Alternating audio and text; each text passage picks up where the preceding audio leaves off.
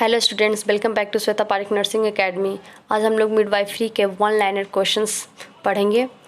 तो first is in pregnancy the cardiac output increases about 5 to 7 litres. ठीक है, तो कार्डियक आउटपुट जो भी अमाउंट ऑफ ब्लड पंप होता है हार्ट से, ठीक है, इन 1 मिनट, उसे हम लोग कार्डियक आउटपुट कहते हैं। ठीक है, तो प्रेगनेंसी के समय में ये जो कार्डियक आउटपुट है वो इंक्रीज़ कर जाता है हमारा 5 to 7 लीटर्स। ठीक है, ये इंक्रीज़ करता है cardiac output. Second, the fetal need for iron is greatest in the last 4 weeks of pregnancy. तो जो फीटल नीड होता है अब उसका डेवलपमेंट, ग्रोथ एंड डेवलपमेंट के लिए फीटस का, वो सबसे ज़्यादा उसका नीड होता है आपका लास्ट 4 वीक्स ऑफ प्रेगनेंसी के दौरान। इस फीटस को सबसे ज़्यादा आयरन की ज़रूरत होती है।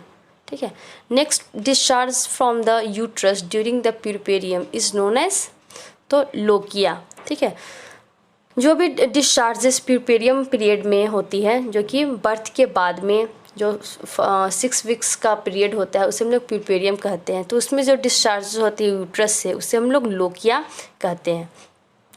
Next is the uterus reaches at the level of Zifi sternum. ठीक है, तो जो प्रेगनेंसी के दौरान यूट्रस जिफी स्टर्नम तक पहुंच जाता है।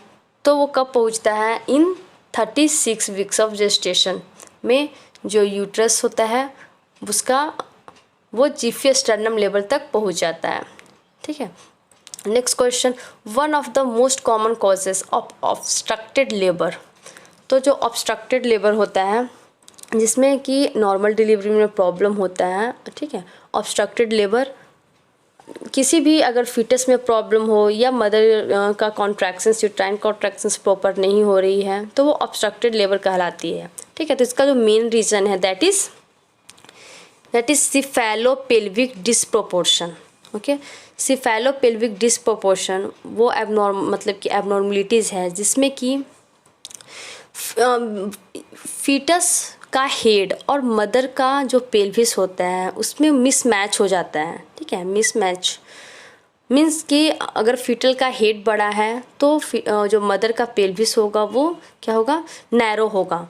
या मदर का पेल्विस अगर सही है, ठीक है, उसका एडिक्वेट साइज़ है, तो हो सकता है कि फीटल का हेड क्या हो? बड़ा हो, मैक्रोसोमिया का कंडीशन हो। तो that condition rise to cephalopelvic disproportion. तो वो जो सेफेलोपेल्विक डिस्प्रोपोर्शन है वो मेन कॉजेज है आपका ऑब्स्ट्रक्टेड लेबर का। ठीक है, next question, bladder irritability begins at. तो जो ब्लैडर का इरिटेबिलिटी स्टार्ट होने लगता है प्रेगनेंसी में, ठीक है, तो वो 6 to 12 वीक्स के बाद से स्टार्ट होने लगता है। ठीक है, मदर को ब्लैडर रिलेटेड प्रॉब्लम होने लगेगी, मीन्स कि यूरिन जो लगेगा समटाइम्स जल्दी होने लगेगा, या जितना अमाउंट उन्हें पूरे तरह से क्या इम्पिटी हो जाना चाहिए ब्लैडर, तो लगेगा कि ब्लैडर में कुछ अमाउंट रह गया है। ठीक है, तो that is bladder irritability. Next question, after conception the fetus is covered with a white creamy substance called vernix caseosa. तो कंसेप्शन के बाद, ठीक है, फीटस जो होता है वो पूरी तरह से कवर्ड होती है, ठीक है, वाइट क्रीमी सब्सटेंस से। ठीक है, जो मतलब कि उसका पूरा स्किन कवरिंग जो होता है वो वाइट क्रीमी सब्सटेंस से कवर होता है फीटस, उस जिसे कि हम लोग वर्निक्स कैसियोसा भी कहते हैं। Next, the birth hazard associated with breach delivery. तो ब्रीच अगर डिलीवरी है, ठीक है, ब्रीच प्रेजेंटेशन है फीटस का, तो उस समय जो बर्थ हैजार्ड होगा वो मेनली किसके कारण होगा? That is compression of cord. Cord का क्या होता है? अम्बिलिकल कॉर्ड क्या होता है? कंप्रेस्ड कर जाता है at the time of breech presentation. ठीक है, तो उस कारण से जो नॉर्मल डिलीवरी के चांसेस है वो आपका कम हो जाती है। ठीक है, तो बर्थ हैजार्ड ये एसोसिएटेड हो जाता है। ठीक है, तो the main reason is compression of cord. Okay, Braxton Hicks contractions start. तो जो ब्रैक्सन हिक्स कॉन्ट्रैक्शंस जो होती हैं वो होती हैं contractions of the uterus that occurs during third trimester of mainly pregnancy. तो ये आपका सेकंड ट्राइमेस्टर या ये बोल सकते हैं वो कॉन्ट्रैक्शन जो फर्स्ट टाइम मदर फील करती है, ठीक है, यूट्रस में, तो कब से वो स्टार्ट हो सकती है, ठीक है, तो that is 8th week of gestation से ये स्टार्ट हो सकती है। और ये मोस्टली जो है वो आपको फील होती है ये आपका थर्ड ट्राइमेस्टर में ज़्यादा ये फील होती है, लेकिन ये स्टार्ट हो सकती है 8th वीक ऑफ जेस्टेशन के बाद में, कभी भी मदर को ये कॉन्ट्रैक्शंस फील हो सकती है। Next, ovulation method of family planning is known as. तो जो भी ओव्यूलेशन मेथड्स होता है फैमिली प्लानिंग का, उसे हम लोग क्या कहते हैं, कैलेंडर मेथड्स के नाम से भी जानते हैं, ठीक है। तो ओव्यूलेशन मेथड्स में मेनली क्या होता है कि जो भी लेडीज़ होती है उन्हें ये पता होता है कि हमारा जो मेंस्ट्रुअल साइकिल है वो कितने दिनों का है और ओव्यूलेशन कब होता है, ठीक है। तो मेनली जो ओव्यूलेशन होता है वो आपका 14th day of last menstruation के 14वें दिन पे ओव्यूलेशन होता है। तो ओव्यूलेशंस के 5 डेज बिफोर और 5 डेज आफ्टर जो होता है वो क्या होता है, अनसेफ पीरियड होता है। तो उस दौरान अगर वो फैमिली प्लानिंग किया जाए, दैट इज़ आपका ओव्यूलेशन मेथड होगा, जिसे कि हम लोग कैलेंडर मेथड के नाम से भी जानते हैं। Next, A client experiences painless vaginal bleeding during the last trimester. This may be caused by। तो अगर वेजाइनल ब्लीडिंग पेनलेस हो जाए ड्यूरिंग द लास्ट ट्राइमेस्टर, तो ये मेनली किस कारण से हो सकता है, दैट इज़ प्लासेंटा प्रीविया के कारण ये पेनलेस वेजाइनल ब्लीडिंग हो सकता है। Next, artificial rupture of fetus membrane are called. तो आर्टिफिशियल रप्चर अगर फीटस मेम्ब्रेन का होता है तो उसे हम लोग एमनियोटोमी कहते हैं। Vein of fetal blood vessels lies over the in front of the presenting part. It is known as vasa previa। तो भाषा प्रीविया वो कंडीशन है जिसमें कि फीटस का जो भी ब्लड वेसल्स होता है वो क्या होता है, प्रेजेंटिंग पार्ट जो भी फीटस का होता है उसके पास वो ओवरलाइज कर जाता है, ठीक है। तो इस कारण से जो कंडीशंस डेवलप होती है that is vasa previa. Okay, next, the violet blood discolourations of the vaginal membrane. तो जब वॉयलेट डिस्कलरेशंस अगर वेजाइनल मेम्ब्रेन में होता है ड्यूरिंग प्रेगनेंसी, तो उसे हम लोग क्या कहेंगे, जैक्यूमर साइन, ठीक है। अगर वॉयलेट डिस्कलरेशन होता है वेजाइनल वॉल का during pregnancy, that is known as Jacquemier sign. Next, the purplish discolorations of the vaginal mucosa in pregnancy is known as Chadwick sign, ठीक है। तो ये बहुत ही इंपॉर्टेंट प्रेगनेंसी साइन है, ठीक है, जो कि मेनली वेजाइनल म्यूकोसा से रिलेटेड है कि अगर वॉयलेट होती है तो उसे जैक्यूमर साइंस कहते हैं, अगर पर्पलिश डिस्कलरेशन है तो उसे हम लोग चैडविक साइन कहते हैं। Next, the priority in nursing care for a severely pre eclampsia would be protecting her against extraneous stimuli. तो अगर सिवियरली प्री एक्लैम्प्सिया का केस हो तो मदर को ये रिस्पॉन्सिबिलिटी होनी चाहिए, ठीक है, कि उन्हें extraneous stimuli, for example sound, light, ठीक है, एक्सट्रेनियस स्टिमुलाई मीन्स हो सकता है जो भी एक्सट्रेनियस थिंग हो जो कि इन्वायरमेंट में जो कि उन्हें क्या अटेंशन में मेनली प्रॉब्लम क्रिएट करे, ठीक है, तो वो दैट इज़ साउंड और लाइट हो सकता है, तो उससे उन्हें प्रोटेक्ट कर ले, ठीक है। तो वो प्रायोरिटी होता है नर्सिंग केयर में आपका अगर वो मदर सिवियरली प्री एक्लैम्प्सिया से इनके प्रॉब्लम में हो तो, ठीक है। Next, the primary critical observations for Apgar scoring. तो अबगार स्कोरिंग जो होता है वो न्यूनेटल असेसमेंट के लिए यूज़ किया जाता है। A4 आपका अपीयरेंस, P4 आपका pulse, G4 ग्रीमेंस, A4 activity and R4 आपका हार्ट रेट, ठीक है। तो इसके लिए जो मेनली क्रिटिकल ऑब्जर्वेशन होता है दैट इज़ हार्ट रेट हम लोगों को ऑब्जर्व बहुत ही क्रिटिकली करना चाहिए, ठीक है। तो हार्ट रेट जो नॉर्मल होता है that is 30 to 60 beats per minute for a baby, ठीक है, फॉर अ न्यूबॉर्न्स। नेक्स्ट देखते हैं हम लोग, the normal cardiopulmonary symptoms experienced bye most pregnant women is. तो कार्डियोपल्मोनरी सिम्टम्स जो कि मोस्ट आपका प्रेग्नेंट वुमेन के लिए है, ठीक है, that is shortness of breath on exertion. तो जो भी एग्जर्शन, थोड़ा भी काम करने के बाद में उन्हें शॉर्टनेस ऑफ ब्रीथ फीलिंग हो सकता है, ठीक है। तो this is the normal cardiopulmonary symptoms for a pregnant lady, ठीक है। नेक्स्ट हम लोग देखेंगे descent of fetal head into the pelvis begins before the onset of labour. तो जो मैकेनिज्म ऑफ लेबर हम लोग पढ़ते हैं, first is descent of the fetal head. तो वो जो डिसेंट होता है वो कब स्टार्ट होता है मेनली, तो before the onset of labour ये आपका डिसेंट होना स्टार्ट हो जाता है फीटल हेड का। Next, the amniotic fluid appears normal if it is clear colourless containing little white specks. तो एमनियोटिक फ्लूइड नॉर्मल होगी जब वो क्लियर होगी, कोई भी उसमें कलर नहीं होगा और some amount of white specks उसमें मौजूद होंगे, तो उसे हम लोग क्या कहेंगे, नॉर्मल कहेंगे। The danger of seizures in a women with eclampsia occurs in 48 hours postpartum. तो अगर कोई भी वुमेन है वो इक्लैम्सिया है तो उन्हें वो जो डेंजर होता है आपका सीजर का, वो कब स्टार्ट मतलब होता है, that is 48 hours postpartum. 48 hour postpartum के बाद ये आपका उसका जो सीजर का डेंजर होता है दैट इज़ डेवलप होता है, ठीक है। ज़्यादा प्रॉब्लम्स उसका कॉम्प्लिकेशंस हो सकता है 48 आवर्स पोस्टपार्टम के बाद। Next, fetal macrosomia means birth weight over 4500 gram means 4.5 अगर केजी का बेबी हो तो उसे हम लोग फीटल मैक्रोसोमिया समझ सकते हैं, ठीक है, कि बेबी जो है वो ओवरवेट है और उसका हेड जो होगा वो बड़ा होगा, ठीक है। Next, the major concern about pregnant and married teenager is that are often prone to pregnancy induced hypertension.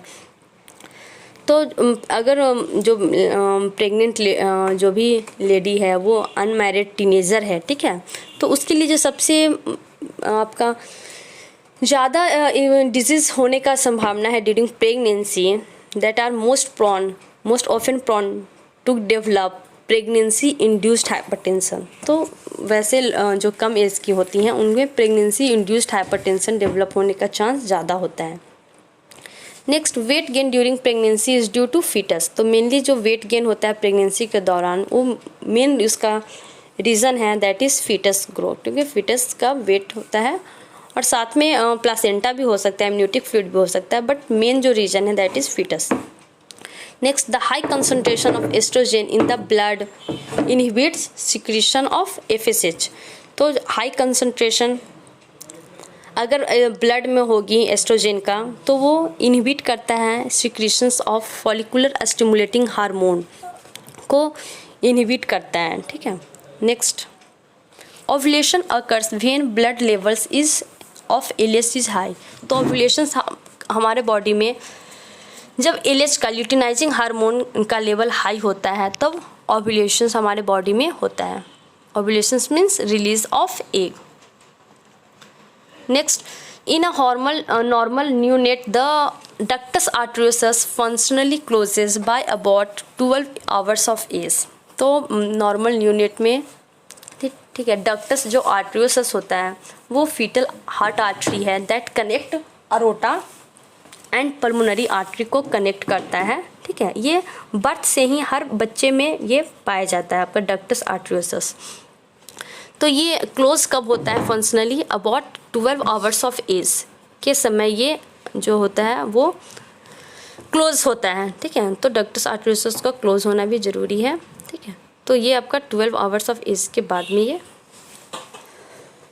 Close होता है। Next, largest single indications for induction of labour is prolonged pregnancy.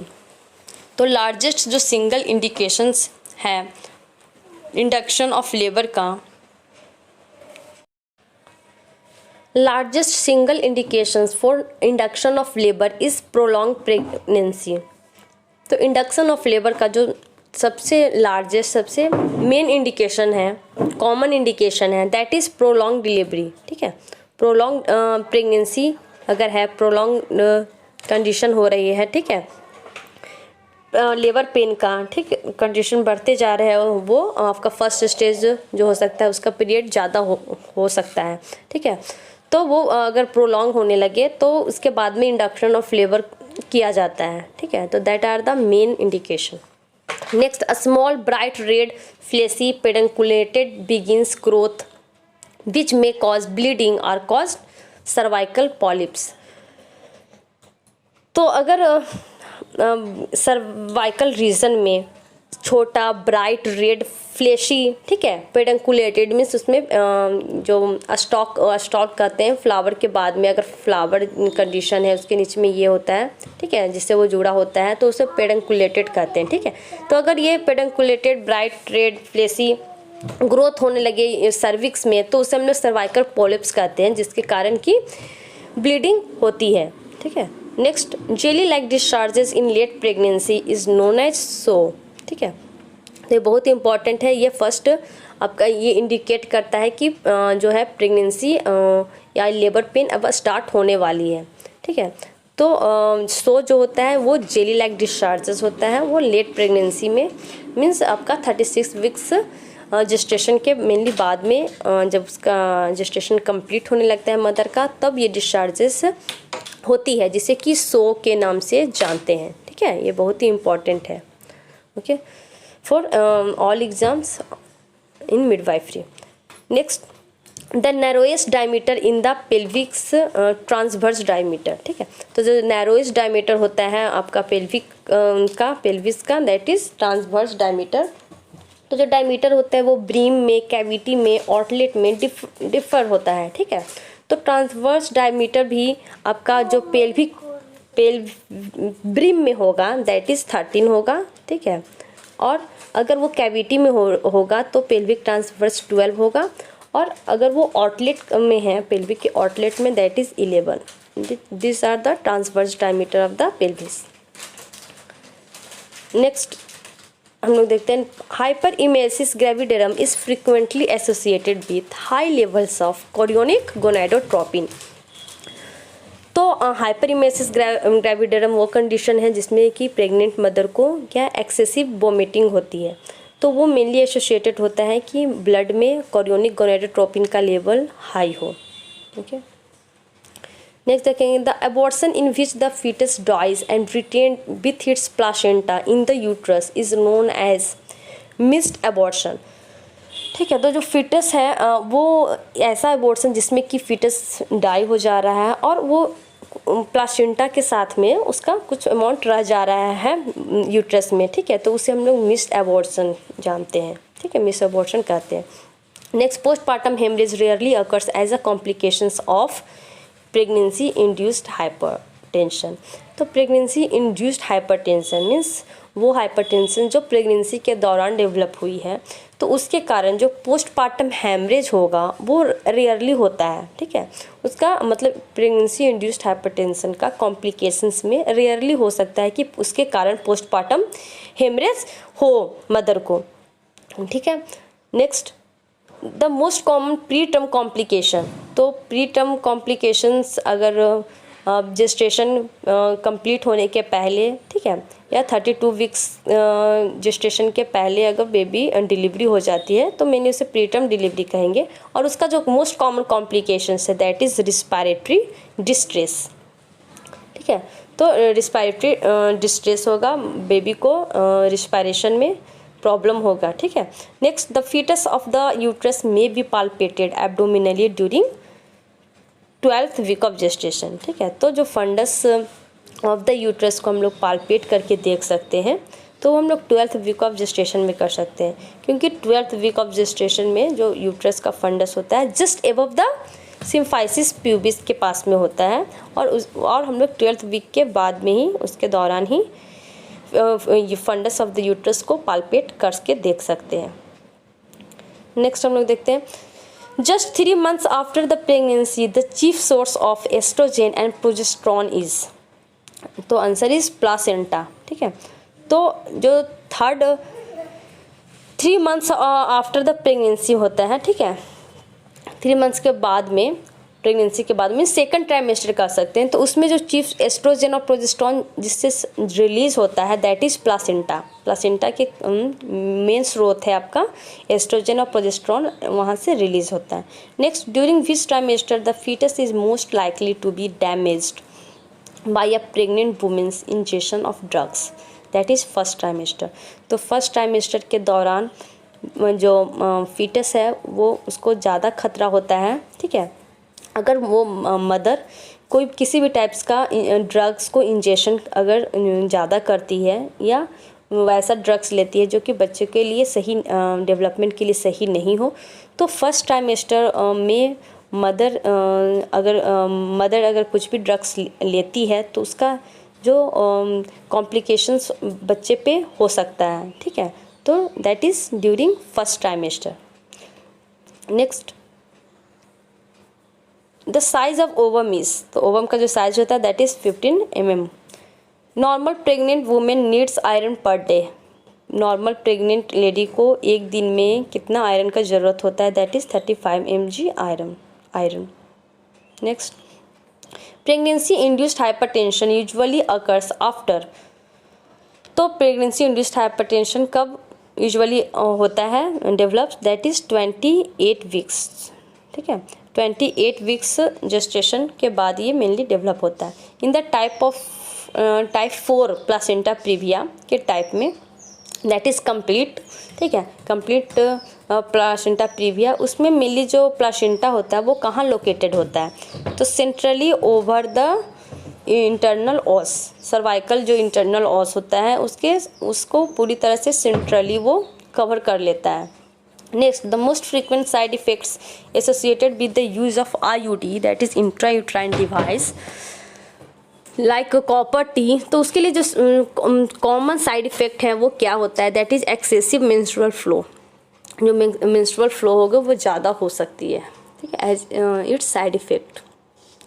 Next, infants those mothers contracted rubella in the first trimester are frequently born with cardiac abnormalities, तो अगर mother जो है वो first trimester में अगर उन्हें रूबेला इन्फेक्शंस हो रखा है या हुआ है तो उसके कारण जो बेबी होगी न्यूबॉर्न बेबी उसमें कार्डियक एबनॉर्मेलिटीज़ हो सकती है, ठीक है।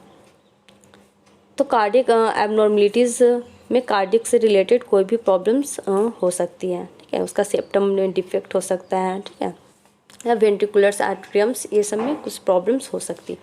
Next, a condition in which bile stain vomiting occurs within 24 hours of birth, तो अगर बेबी डिलीवरी के बाद में अगर उसमें वोमिटिंग जो हो रही है वाइल्ड स्टेन वोमिटिंग आ रही है बेबी को, तो वो किस कंडीशन में मेनली होता है, ठीक है, तो वो 24 आवर्स बर्थ होगा और दैट इज़ ड्यूडेनल एट्रेशिया। ड्यूडेनल एट्रेशिया के केस में जो वोमिटिंग होती है वो वाइल्ड स्टेन होती है।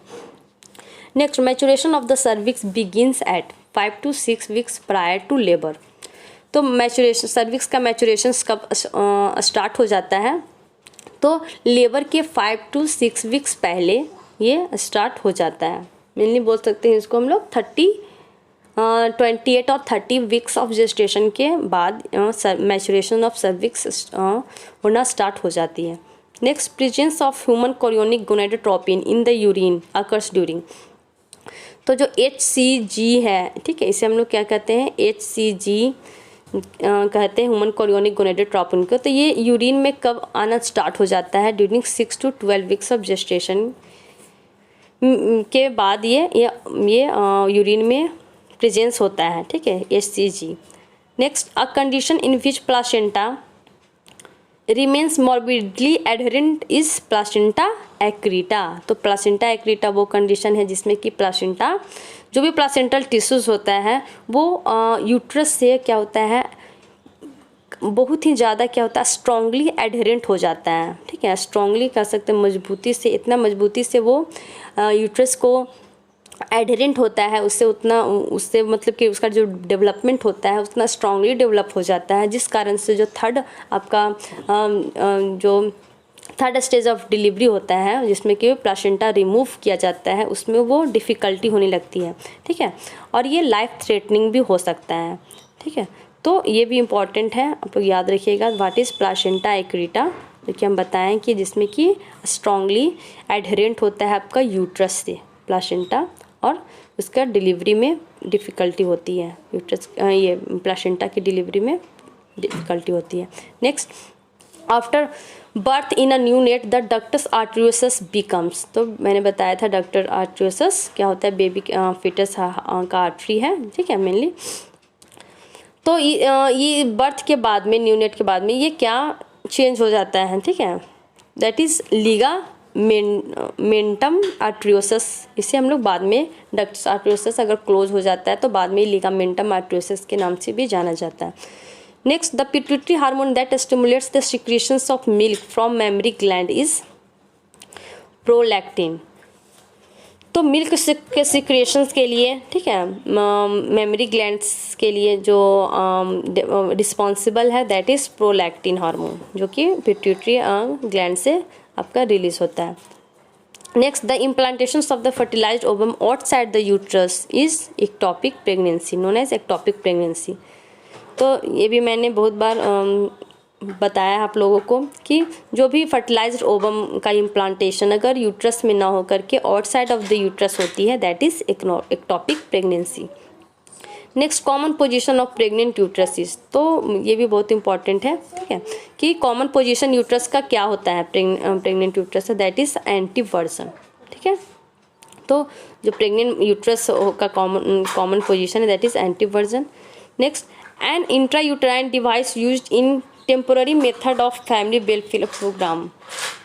तो सबसे जो आपका इंट्रायूट्राइन IUT बताए थे मैं, इंट्रायूट्राइन डिवाइस जो टेम्पोररी मेथड्स के लिए यूज़ किया जाता है, ठीक है, दैट इज़ आपका कॉपर टी, ठीक है, कॉपर टी कॉमन है और सबसे ज़्यादा यूज़ किया जाता है, ठीक है, एज ए इंट्रायूट्राइन डिवाइस।